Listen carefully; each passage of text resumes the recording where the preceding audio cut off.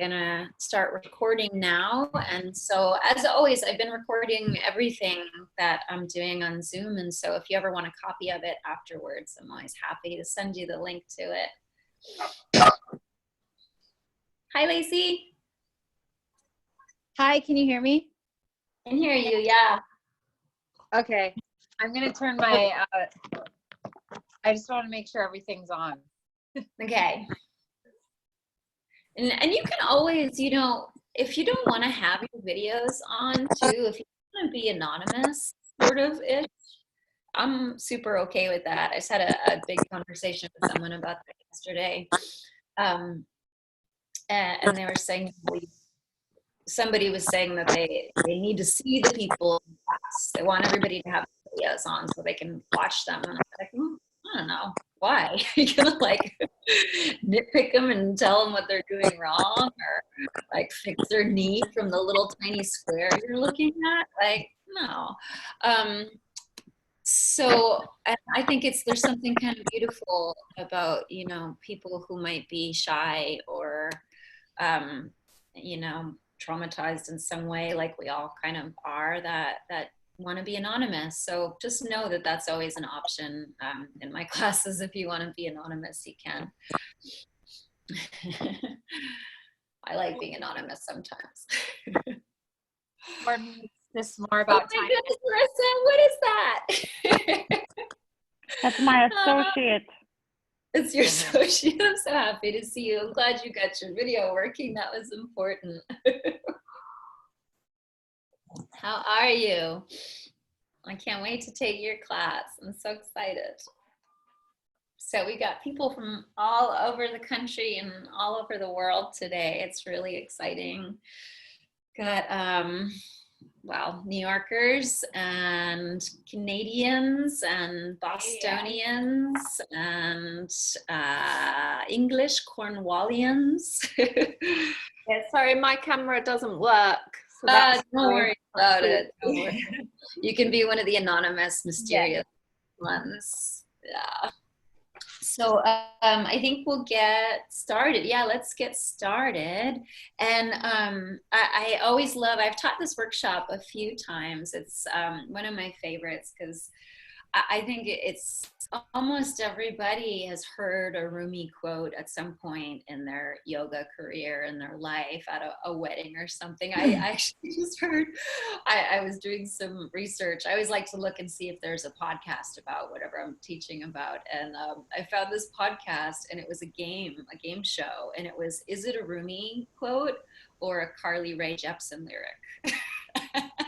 And they're asking these people, and nobody knew because they sounded so familiar, and they both sounded so alike, and it was really hilarious. But it sort of points to something bigger, that Rumi has so sort of infused our culture to such a degree that even pop songs sound like ancient Sufi mystic poetry, which is kind of great. And you know, and some people are cranky about that. Like there are people who think that we're mistranslating it, or that it should be kept really closer to the actual Muslim sort of Islamic idea of how it was written in. And so we'll talk more about that later. But I wanted to ask you all if you have favorites. What are your favorites? And you can unmute yourself if you're muted, or you can stay unmuted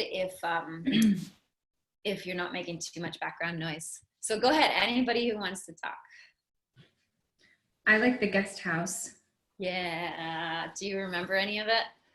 I don't think so. I know like paraphrase. Like let all of the things in as though they were invited guests. Yeah. Even if they're clearing out your furniture or something like that. Yeah, I have this great, so the book I'm using today is this Essential Rumi by Coleman Barks. I'll put it closer. Coleman Barks is one of the people, he's probably the one who made Rumi famous in the West with his translations. But he's also the one that people get really cranky about because he took so many liberties with the translations. And he says it in his own words. He doesn't, he never really learned the Arabic that it comes from. And he sort of goes off of other people's translations, but they're so poetic and they're so beautiful. And I'm seeing if I can find the guest house real quick. Yeah, not in this one. Oh, here it is. Yes, this Being Human is a Guest House, page 109. So this is Melody's favorite, and this is one of my personal favorites too. I used to put it as the first page of all my teacher training manuals. And so it's a little one too. This Being Human is a guest house, every morning a new arrival. A joy, a depression, a meanness, some momentary awareness comes as an unexpected visitor. Welcome and entertain them all. Even if they're a crowd of sorrows who violently sweep your house empty of its furniture, still treat each guest honorably. He may be clearing you out for some new delight. The dark thought, the shame, the malice, meet them at the door laughing and invite them in. Be grateful for whoever comes because each has been sent as a guide from beyond. Oh, so good. That's lovely. Anybody else have one? Morning, everybody. My name's Hi. Lou. Hi. I'm actually best mates with Louise McCutcheon from Cornwall, and it's so lovely to be here. And I actually sent her I'd heard of Rumi, but anyway, my favourite is Spring Giddiness, and I just thought it's so relevant for the season we're in and what we're going through right now. Do you have it right there? Yeah, I do. Yeah, read some of it. Is it a long one or a short one? It's a relatively short one. Read it for us. Spring giddiness. Today, like every other day, we wake up empty and frightened. Don't open the door to the study and begin reading. Take down a musical instrument. Let the beauty we love be what we do. There are to sleep. You must ask for what you really want. Don't go back to sleep. People are going back and forth across the doorsill where the two worlds touch. The door is round and open. Don't go back to sleep. I would love to kiss you. The price of kissing is your life. Now my loving is running toward my life, shouting, what a bargain, let's buy it. Daylight full of small dancing particles, and the one great turning our souls are dancing with you. Without feet, they dance. Can you see them when I whisper in your ear? All day and night, music, a quiet, bright reed song. If it fades, we fade. Oh, thank you, thank you. That's one of my favorites too. They're all my favorite. Yeah. Right? Because every time you hear one, don't you feel it like, oh yeah. Like there's something about Rumi that's so universal. There's such, and I find it amazing that, he was born in 1207. So this is like 800 plus years ago that he went through some incredible transformation that speaks right to the heart. And he was able to put it into words that speaks right to the heart of every human who's ever felt the ache of becoming, the ache of transformation, the ache of losing something, the ache of wanting more, to wake up to something greater in this life. And so it's really powerful. Anybody else want to share one or just a quote that you remember? I'm surprised nobody's mentioned that the one about the light. What's the one? I can't even remember it now. The wound is where the light enters. Right? That's always a favorite with people, which inspired Leonard Cohen. There's a crack in everything. That's where the light comes through. So that's really quintessential Rumi as well. Anybody else want to share? We don't, not a favorite per se, but since I had invited Sophia, I wanted to familiarize herself with some of the things Rumi has written and just to kind of get the vibe of his writing. So I came across this one, and like much of Rumi, it's my favorite at the moment, So it was a quote. and it reads, there are 1,000 ways to kneel and kiss the earth. There are 1,000 ways to go home again. Oh, I love that. And I think it So goes you on just- that one, says there are 1,000 ways to pray. Something Yeah, like, and which 1,000 inspired ways. Mary Oliver, who then wrote a poem riffing on that. So it's so beautiful. I love that. It's like 1,000 ways to be, and honoring, I don't know, individuality perhaps, and allowing people to express and not think there's one path or one way. Like you said, I guess there's 1,000 ways to interpret it. Yeah, and Rumi was he was actually kind of a heretic of the time. Who's when he said stuff like that, it was blasphemous, because when he was around 1200 to 1300, and especially in the Islamic culture, that there was really this hierarchy, and people were not, it wasn't like anybody could just feel the presence of God inside them. It was sort of wild to say that, and to say that anything could be prayer. And he would say things like the mosque is the last place that you'll actually find God. And that was just totally wild to people back then. So he was like, those of you who know me know I talk a lot about yogis as being these sort of like fringe dwelling, wild, transformational people. They're subversive, right? The heart of yoga is that you subvert the status quo, and you sort of like fly in the face of everything that the other people say is the norm, and we must do this way. And that was Rumi. Rumi was doing that not from the get-go. So let me get into Rumi's story a little bit. So like I said, Rumi was born in 1207 to be specific. And we have tons of information on Rumi, even though it was so long ago, because so many people adored him in his life that they wrote everything down. And so his sons, at least one of his sons, I believe he had 3 sons, and one of them wrote a biography of him. Many other people kept his notes or his letters, and he had a lot of notes and letters. And so we've got tons of information about this character. And what we know is that as a child, he was born in what's now Afghanistan, and his family was really well respected. His dad was basically like the head of the clan, sort of clan like a village, but multiple groups, families, friends who all lived together, traveled together. And his father was the head of that, not just the sort of governmental style head, but also the religious head of that. His dad was this really well respected teacher, philosopher, religious man. And what happened was that Genghis Khan came on the scene, and Genghis Khan and his goons were basically like the terrorists of the day.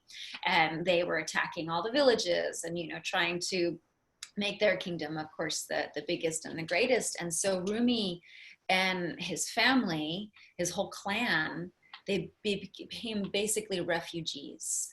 And they traveled thousands and thousands of miles all across Asia and the Middle East, eventually coming to land in Turkey, in Konya, a place called Konya, Konya, Turkey, which is where his tomb is. And you can still go. They have big celebrations. I think it's in December, early December. They call Rumi's wedding day, which was the day he died.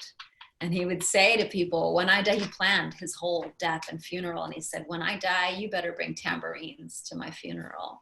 And he called it his wedding day. And so they celebrate it every year. It's huge. Everybody dancing, and the mystics swirling with their robes, and everyone playing music. So his family did this huge trek, thousands, over 2,000 miles. They traveled. And so essentially, he was a refugee, and that had a huge impact on what he felt, how he acted, who he was later in life. He said this thing later on, this is many years later. He said, if trees were not earthbound, they would not be subjected to cutting. In other words, if you could move, you could change. If you could move, you could change, you could learn, you could become a new person. And so that was a big part of who Rumi was this person who felt sort of like a refugee. But eventually the family landed in Turkey, in Konya, and his father he was already really well respected, but he came sort of like the dean of the university there. So they were really like upper echelon society. And back then too, you didn't mix. Like if you were fancy pants people, you were not hanging out in the markets or, you know, with the merchants or anything like that. There was a real sort of class system like India today, that sort of caste system. And so that's where Rumi came from. And it was really expected of him that was just going to be where he went. Like he was going to continue doing what his family wanted from him. And he did for a long time. Do you know that Rumi did not write a poem until he was almost 40? And I don't know about you all, how old you all are, but I imagine a lot of us are around the same, or we passed the 40 mark. I passed the 40 mark a couple of years ago, and it's been like nonstop midlife crisis. Anybody else? No, is it just me? Like really, like this questioning. Like I thought by now, thank you, I'm glad it's not just me. Feeling like, oh, like when you were little, didn't you sort of think like, oh, when I'm 40, I'm gonna have my shit so together, right? Like, and I feel like I have it less together than I ever did. And I'm constantly like, who am I? This big question, like, who am I? Like what's meaningful to me, what's my intention in this life, where am I going, what do I care about most? These huge questions have come up more than ever. And so that's another reason why I love Rumi so much, because he went through this massive life transformation around 40. And so before that, he basically was following in his father's footsteps. His father died when he was, I think, 27, somewhere around there, which is also they call that the Saturn return, right? In our life. Have you heard of that with astrology? It's sort of like a quarter life crisis. And maybe you can think back to that time in your life, like 27, 28, 29, usually is when they say it happens, maybe a little earlier, that often we go through like a mini who am I experience. And so at this point, Rumi's father dies and he goes right into taking over his work. He basically becomes like the dean of the big religious university. Somebody else wants to come in. Hang on a second. Admit. Okay. Yeah. And if anybody gets kicked off at any point, you know, you can always jump back in. I know people have bad Wi-Fi sometimes. So anyway, so he becomes the dean, basically like the dean of this university. He's so beloved by his students, but he's like a rule follower. He's sort of doing what everyone expects, and he's teaching what everyone wants him to teach. And he's having these huge classes, like 400 people at a time coming to listen to Rumi talk about whatever is the topic of the day. And he sort of goes along very happily like this for a long time. Like things are just sort of going the way they're supposed to go until they don't, which I think is another really relevant experience that we've all had. Like, I'm planning my life and it's going to go this way, right? Like, I'm running a yoga studio and then there's a big global pandemic and then, oh shit, what do I do now? Or however, whatever the thing is, like, this is my life. And then, oh my goodness, there's a divorce, or oh my goodness, someone's gone. And so he's got this life that he's planned. That's the way he wants it. He's married. He actually was married twice. He was married first to a woman who died when they were young. They got married young. She died young. It was devastating, but Rumi marries again. And the woman that he marries the second time, she brings with her a daughter from her first marriage. And so I'm just planting the seed with that, because this is something that'll come up later on. And so he's got this life and it's going well. And here's the story, and I'm just gonna share this story with you. I believe it comes from Coleman Barks, but I have not heard any scholar tell this story, but I have heard poets tell this story, and people who don't go so closely by what exactly was written down. So I'll just say that. But the story goes that Rumi was in the town square in Konya. And you can imagine, you know, like an old town square where there's a fountain and it's where all the people would gather and they would have the markets and things. And Rumi's giving a lecture and a whole bunch of his beloved students are sitting at his feet, and he's near this fountain and he's got his books. And back then, a book was a big deal. Back then, a book had to be handwritten. There weren't printing, mass printings. You couldn't go to Amazon and just order a book. And so these precious books he's got, and he's reading from the books. And all of a sudden, out of nowhere, this wild looking man comes, disheveled. He's older. He's in his 60s. They say he's very old, but I think back then to be in your 60s was very old. So old, wild hair, long sort of matted dreadlock hair. I always sort of imagine him like Shiva, if you know what Shiva looks like. And he is very much a Shiva character, this guy. His name is Shams. And Shams is, he's like a homeless man, basically, but a homeless mystic. And it was a tradition at the time. There were this group of sort of religious, but mystical religious wanderers. And they would wander from town to town. They would beg for food.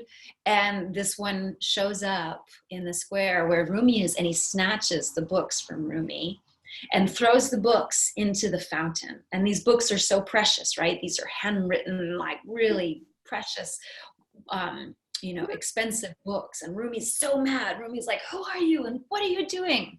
And Shams looks right into Rumi's eyes and he says, if you really want those books, they'll be fine. But now is not the time for you to look to books for your learning anymore.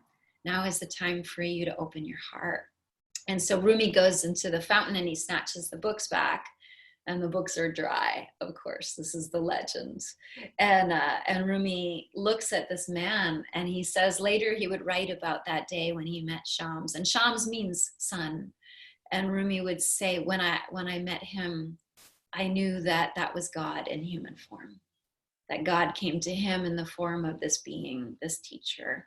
And so immediately Rumi and Shams become inseparable. He basically falls in love with this wild mystic teacher. It was a match. It was like two opposing forces coming together to create fire and stars and lightning. That's the only way to describe the meeting of Rumi and Shams. You have two real opposites. You have Rumi, who on the one hand is like this upright citizen, this teacher who goes by the books, who's got this great wealth of knowledge, but it all comes from here. And then you have Shams, who doesn't give a shit about any of that stuff, right? All he cares about is here. And they come together, and when they come together, it's just like this spark gets ignited, and it changes Rumi's life forever. And Shams, I heard this, or I read this in a book the other day, that Shams transformed Rumi by cooking and burning him. And really that's the heart of what we're talking about here, that Rumi speaks to that of being cooked and burned. And in yoga, the word is tapas, right? Some of you probably heard of that. It's the transformation that happens by stepping into discomfort. And you do it because you know on the other side that there's something for you there. There's some gold. It's like alchemy, right? You turn something into gold by going through a process. And often that process is difficult. Rumi would say, if you're irritated by every rub, how will you ever get polished? And so I'm going to pause for just a moment and put this on gallery view and say, does anyone have anything, any questions? Anything they want to share at this point, feel free. You're very welcome to. No? Quiet? Okay, no problem. So, Samantha, did you want to share? Yeah. Okay. I was like, get my mute button. Yeah, a little click has to happen. I just have a question because I took quite a few religions in university, including Sikhism, and for some reason Sufism came up in the Sikhism class. Yeah. And my understanding of Sufis is that there were many of them, and they were this like they didn't believe in Hinduism and they didn't believe in Islam, and they were, sorry, that's my son. They were in the middle of this, like, you're both right or you're both wrong, or and I think they were actually Muslim. Most of them, I believe, although later Hindu, they did, they're Hindus too as well. That could be called Sufis, but mostly they are either Sikh or Shiites, I believe. But what a Sufi technically is a subset of Islamic people who believe that God can be found, how do I best say it? You find God through other people. They're all about connection with other people. And so they took it from this sort of like, you know, the priests talk to God and only the people who are all, you know, have the knowledge of the Quran can talk to God. And the Sufis said, no way, God's right here, which was radical. And so they were like these radical, basically like a radical mystic. I think I wrote something down. Oh yeah, Sufis. So Sufis are the path of love. They were the mystics who get to God by going through humanity. They believe that the face of God is in the human beings around them. So they are Muslim, they could be Hindu, but they're a subset. Awesome question. Thanks for clearing that up. It's been a long yeah. It's so fun nerding out again, isn't it? Anybody else? Questions? No? All right, so I'll go on. And so now we're at the point, right, where Rumi has met Shams. And for 3 months, they go into seclusion, basically. And Rumi, in that 3 months, he stops teaching. His students who love him, they adore him. Imagine if like your favorite yoga teacher who you went to their class 3 times a week, all of a sudden they were just like in seclusion. Your heart would be a little broken, probably. And so his students are upset. His wife and his family, of course, are upset because he's basically locked himself in a room with this wild man. Not only was Shams a wild mystic, but Shams was really difficult to get along with. Shams loved Rumi, but Shams didn't like anybody else. He was sort of this misanthropic, really acerbic kind of person. And so it caused huge problems in Rumi's life. His family was mad, his friends were mad, his students were mad. And so Shams realized this because he was smart and aware. And so after 3 months of being together and just talking about the spirit and the heart and getting drunk on the ecstasy of spirituality, of divine love. That's what the drunk is, by the way. Someone in the beginning, Samantha read the little piece about Rumi and being drunk. And anytime you read that, he wasn't drinking wine. He was drinking spirit. So 3 months of this go on, and Shams realizes that he's causing big problems in Rumi's life, and he leaves. He takes off and he disappears. And this moment was the first heartbreak that Rumi experienced. And this heartbreak, it was a small-ish one, I would say, compared to what's coming for him. But this heartbreak was the reason that he began writing poetry. And so at this point, he's 37 years old. And he had not written poetry before now. But the poetry that he writes now is... he's trying to get Shams to come back, right? Shams hasn't disappeared completely. He's just gone off. People know where he is. They can find him. And so Rumi starts writing this poetry in praise of Shams, basically like trying to entice him to come back. And he sends all of his friends, he sends his sons after Shams to go fetch him. He gets his friends to go and find him and deliver these poems, basically love poems to him. And eventually Shams agrees and he comes back. And I will say here too that one thing that drives me bonkers about other people talking about Rumi is that everyone says that Rumi and Shams were never lovers. That no, it wasn't like that. They were not. That's a big question everybody always has. Like, were Rumi and Shams, were they gay? I say yes, 1,000%. Nobody else wants to say that, and I don't know why. they all say, oh, no, it was, they had in that time, in that culture, they had relationships like that men would love each other like that, especially an older man and a younger man. I mean, come on. They married in that time. Marriage was a business proposition. You married someone because it was all business. It wasn't about love back then. That's just fact. Esther Perel, great sex and love therapist, she says that too. She says, prior to the last couple hundred years, marriage was always a business thing. And so Rumi was married because that's what he was supposed to do. He didn't live with his wife. He didn't share a bed with his wife. And he and Shams, they were in love. And so you might hear other people talk about Rumi and Shams and say, oh, no, it's teacher student and we just can't understand it. Like, no, I think we can understand what love is. Don't tell us we can't understand it. It makes me mad. So I'm just going to throw that out there. And if you have anything you wanted to say about it, please do. But Rumi and Shams, I do believe that they were madly in love with each other.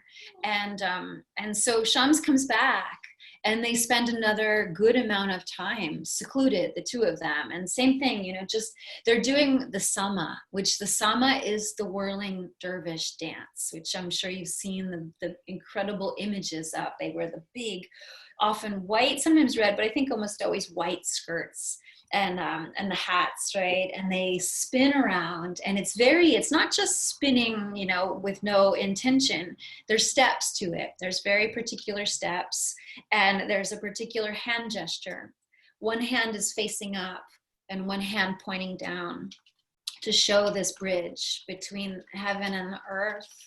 And the sama, the whirling dervish dance, is done for many reasons, and there are many sort of myths and legends about it. One legend says that Rumi discovered that he was the one who created this dance.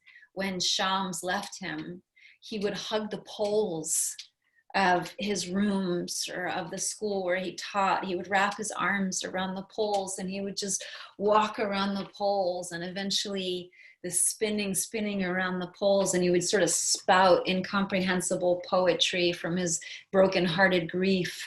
And that turned into the sama dance of the whirling dervishes. But more likely, the sama dance had already been something that they were doing. Like Shams he was a Sufi mystic whirling dervish. That was his practice, and he brought that to Rumi is my best guess, historically accurate best guess, that Rumi took on this practice, and they would whirl, and they would have musicians that would play all night long. And that was how they found God, was through this practice of sama, of mystic whirling. They would whirl, I think I wrote something about it here. Where is it? Hang on one sec. The whirling was that, the idea was that you have to be centered, but also move. Rumi would say that a lot. You must be centered, but move. And he would say that the whirling was his striving to keep his spirit stitched to him. Poetry and the sama dance were what kept his spirit stitched to them, which is so beautiful, isn't it? I mean, that's how I feel about movement and a lot of yoga practices. It's like when I lose my spirit, it brings it back to me and it stitches it back onto me. So eventually what happens though is that Rumi, this doesn't go on forever. Rumi's family is so upset with him. And here's a little bit, all right, here's a little bit of the soap opera thing that comes with this story. Rumi, in an effort to legitimize Shams's presence in his life, he marries Shams to his stepdaughter. Her name is Kimya. And this really, it was not the right thing to do, probably. So Kimya was really young. Kimya, I think at the time, was something like 14, and Shams is in his 60s. And Kimya was devastated about this. She did not want to marry this sort of cantankerous old man. Shams, for his part, they say that he fell in love with her. This was the first time that he really felt like that kind of home, a sense of home, and he loved her. But Kimya was so devastated that they say she died of a broken heart. And this really angered a lot of people. And so one night, in the middle of the night, so the story goes, there's a knock on the door and Shams goes to answer it and he never comes back. And nobody knows for sure what happened to Shams, but there's a pretty good chance, the good feeling amongst most of the scholars is that it was a killing. Of course, it was an honor killing for Kimya's sake. Probably Rumi is one of Rumi's sons who was really close to Kimya, is the one who lured Shams out and killed him. Rumi, as far as Rumi goes in his life, he never accepted that. He never accepted it. He did eventually. It took him a couple of years to even accept that Shams was dead, and he would send people after trying to locate him. He'd hear some rumor that that somebody saw Shams in Damascus, and he would send people to go find him, and he wouldn't be there. So this what happens now when Shams leaves for the second time. This is the massive heartbreak that made Rumi who we all know him to be today. This is the thing that that took him from bookish scholar to wildly spiritual. This was the moment of his becoming. And I wonder if anybody else had a moment of becoming, or many, right? Sometimes there's small ones and sometimes there's massive ones, and feel free if you want to share, you're very welcome to. Often it's the thing that in the midst of it we just feel like, why, this is the most terrible thing that could ever happen to a human being. Certainly Rumi felt that way. He wailed and cried, threw himself on the floor for days. He wouldn't eat, he would scream, and then he did come out the other side transformed. Anybody ever had their heart broken? Right. It's so human. And if you have, like, usually by the time you get to like 16 or 17, it happens. And if it doesn't, just wait, because it's coming. And it's so devastating. And then you get through it, and often, I know it's the case for me, like, wow, thank God that happened. Thank God, right? Whew, I was saved. And I became myself. I became resilient and compassionate and wiser and kinder and more connected to all the people who've ever gone through a heartbreak. And so that's what happened to Rumi. He tapped into a universal nerve when his heart was broken. He tapped into something greater than himself. And in just a matter of 20 years or so, 25 years, he wrote 40,000 poems. 40,000. God dang. Yeah, God dang, says the 13-year-old. 40,000, and they all came at first from his grief, right? So at first the poems, they were kind of black, he would say, like dark. They were painful. But eventually something shifted in him. It took time. It didn't happen all at once. Here's a great book too, if you're interested in learning more about Rumi. This one is called Rumi's Secret by Brad Gooch. And it's a whole biography of Rumi. And I love this one part where he talks about Rumi's heart being broken and how it changed him. He says, Rumi's acceptance of Sham's death set him free. And it also set Shams free to live again in Rumi's poetry as a state of being as much as a mere mortal. And then it says that Rumi, when Rumi finally realized that Shams was dead, he needed to accept a new way of life. And he had the option, he could return to the old way. He could sort of like put on his turban and his robes again and go back to being a scholar, or he could really seize responsibility for embodying the freedom and love that Shams was trying to teach him. And to do that, it meant to undergo the kind of life change common in young people in transition from adolescence to adulthood, but more rare for a man in his 40s. Isn't that so great? And so at 40, in his 40s, he went through that thing that we all go through when we're becoming an adult. And, if we're lucky, we go through it again, I think. Please don't do that. Sorry. If we're lucky, that happens to us again and again and again in our life, that we keep, Rumi said it, he said, you have to keep breaking your heart until it stays open.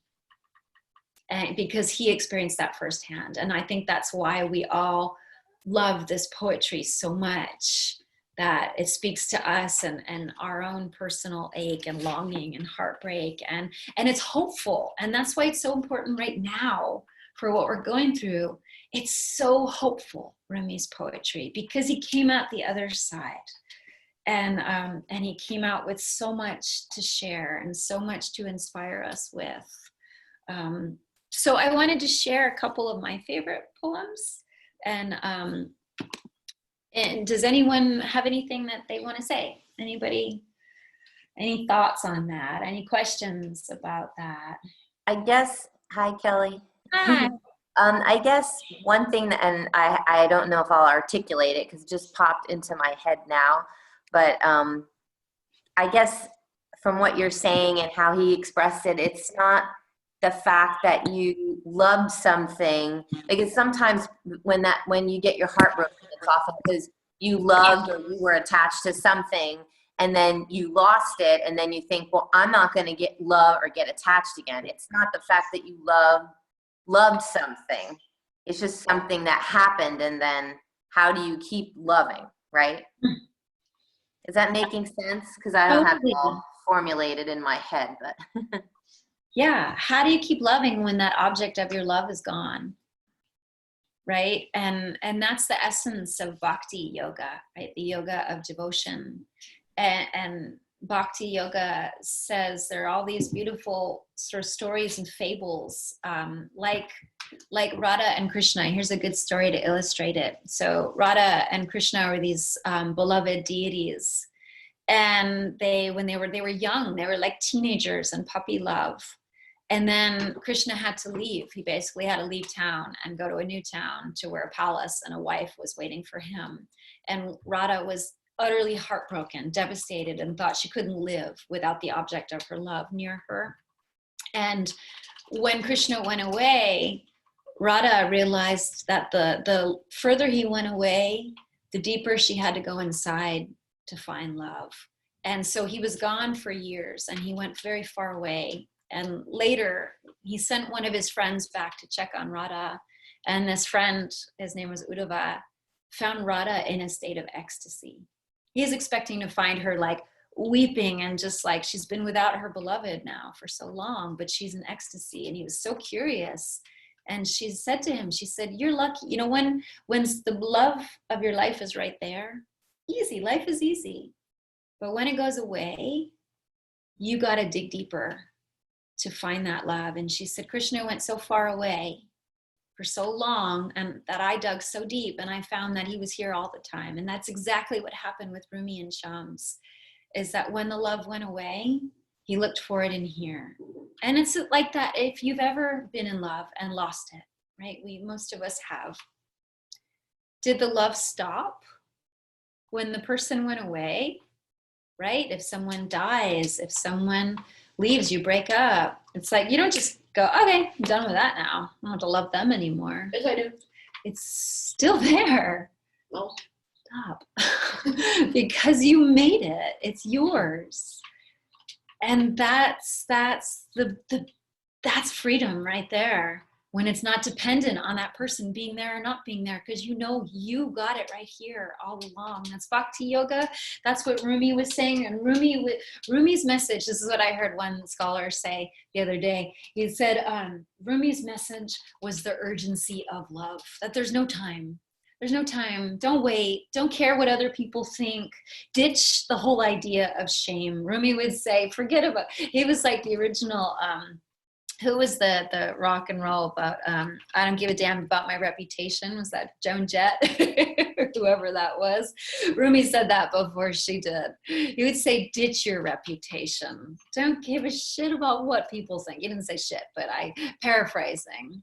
You know, be relentless in looking for love everywhere that you can. That's the only way to live. You know, because if you're dependent on it from some outside source, you're going to be miserable and pulled around your whole life. Any other thoughts, questions? Hi. Hi, Lacey. I'm just sitting in my bed right now. This feels surreal to me, but I had no idea about Sham. I love Rumi's poetry, and I've read like a couple of, you know, some of the books when I've like peeked through your library, but I was completely clueless on his whole story and like Sham and all of this. So this is my first time hearing a lot of that, but it's very, very interesting and super cool. Oh, I'm so glad. And now, you know, now you will, like when you go back and read the poems, and now you know the story, and, you know, maybe it's a little more meaningful. So I'm going to share with you, this is one of my personal favorites. It's called Bird Wings. And he says, your grief for what you've lost lifts a mirror up to where you're bravely working. Expecting the worst, you look, and instead, here's the joyful face you've been wanting to see. Your hand opens and closes and opens and closes. If it were always a fist or always stretched open, you'd be paralyzed. Your deepest presence is in every small contracting and expanding. The two as beautifully balanced and coordinated as bird wings. Isn't that great? And you know, the whole thing is like in the ache is actually like, that's the way in. The door, he even said, this is another, oh, so many favorites, but you say the doorway is devastation. And not to bum you out, not like, oh man, sort of like the Buddha would say, you know, first premise of life is that there's suffering. He didn't say that to bum us out. Said it to remind you that there's a freedom in that. When you open up to that, when you don't try to steel yourself against pain, that pain can become a doorway to some really massive transformation in your life. Let's see if there's anything. This is another one of my super favorites, called Like This. If anyone asks you how the perfection of all your longing looks, lift your face and say, like this. When someone mentions the gracefulness of the night sky, climb up on the roof and dance and say, like this. If anyone wants to know what spirit is or what God's fragrance means, lean your head toward him or her. Keep your face there close, like this. When someone quotes the old poetic image about clouds gradually uncovering the moon, slowly loosen, knot by knot, the strings of your robe, like this. If anyone wonders how Jesus raised the dead, don't try to explain the miracle. Kiss me on the lips, like this, like this. When someone asks what it means to die for love, point here. Ugh. Oh, That's amazing. It's bumpy. super goosebumpy, just super beautiful, and I think super helpful for right now when we're going through, you know, here's something too, is that what we're going through now in the world, it's a moment of massive transformation, right? There's no denying that for everyone. We're all in the same boat, every country in the world. How wild is that? And Rumi in the 1200s, when he was alive and writing and being a refugee, and he was going through massive transformation too. And that's why I think it speaks to us, and that's why it's helpful and hopeful. that there is some light here, that even though it's really hard at times, we're going to come out of this so much more resilient. One of my favorite teachers, Joshua Green, says we were like flubber. He used to always laugh at me. Like he was with me when I went through my big heartache. You know, I have one that I can point to. That was the one that broke me open and made me human.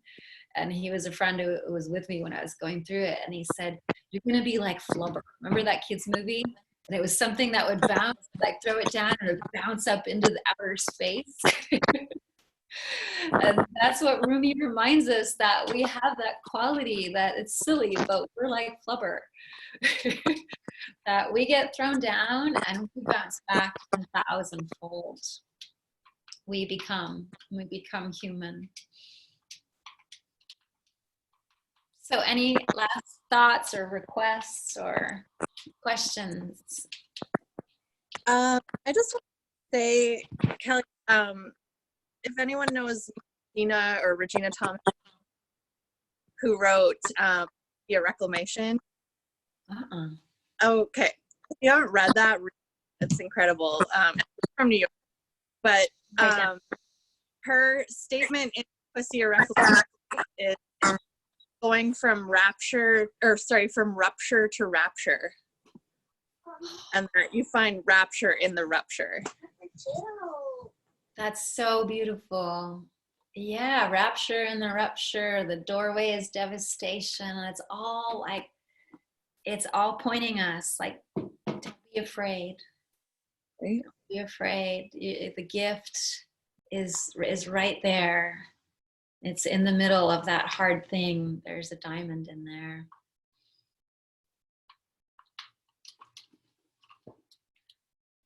Well, thank you all so much for listening.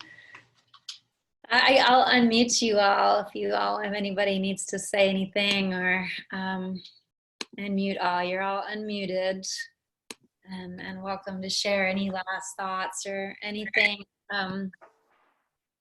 Otherwise, I will see you in the virtual world or in the actual world soon. Bye, Larissa. Larissa, by the way, Larissa with the little fuzzy animal, we're leading a retreat to Budapest next year. So, and she's the most fantastic yoga teacher I know in the whole universe. So, right back at you. Come to Budapest in May next year, the first week of May. Hopefully we'll be flying by then. Everybody. Bye. Thank you, Kelly. You're welcome. Very, very Bye, welcome. thank you. Bye-bye.